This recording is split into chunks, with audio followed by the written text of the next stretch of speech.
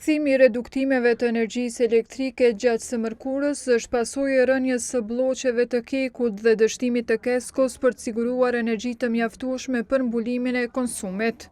Në mungesë të rrymës së kontraktuar, Kosova ka shkaktuar devijime duke tërhequr energji nga rrjeti interkonektiv evropian dhe ka rrezikuar përjashtimin nga ENSTOE.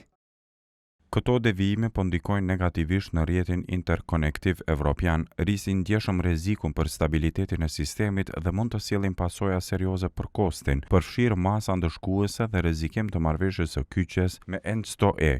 Në Kesko arsyetohen për mossigurim të mjaftueshëm energji, duke thënë se kapacitetet ndërkufitare janë kufizuar dhe ka mungesë të kapaciteteve në bursën Alpex.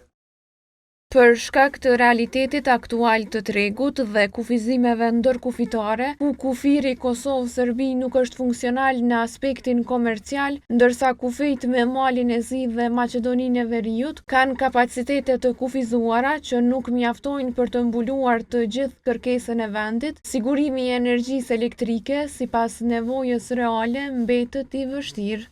Por sipas njohësit të çështjeve energjetike Adhurim Haxhi Musa, kosti është përgjegjës për stabilitetin energjetik. Në rastin të sikurës së tani ku devijimi është diku tek 380 MW, atëherë vetëm 150 MW mund të balancojë kosti, pjesën tjetër duhet sa më shpejt Kesko të siguroj energjinë e importit, të siguroj importet për me siguru furnizim stabil me energji elektrike.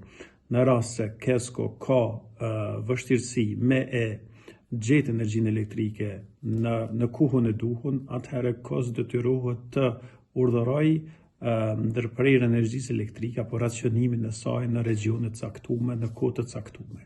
Ai thotë se KOS nuk duhet I lejojë Keskos për ta përdorur pozitën e saj për të vendosur atë në pozitë të palakmoshme në raport me ENSOE-n. E në zyrën e rregullatorit për energji kanë paralajmëruar masa ndaj operatorëve të licencuar që shkaktuan devijime në rrjetin interkonektiv evropian nëpër masa të paparapara më parë. Ajo ka kërkuar nga ata të veprojnë në përputhje me obligimet ligjore që kanë. Devijimet në rrjet e ekspozojnë Kosovën si vend problematik në raport me mekanizmat ndërkombëtar të energjisë.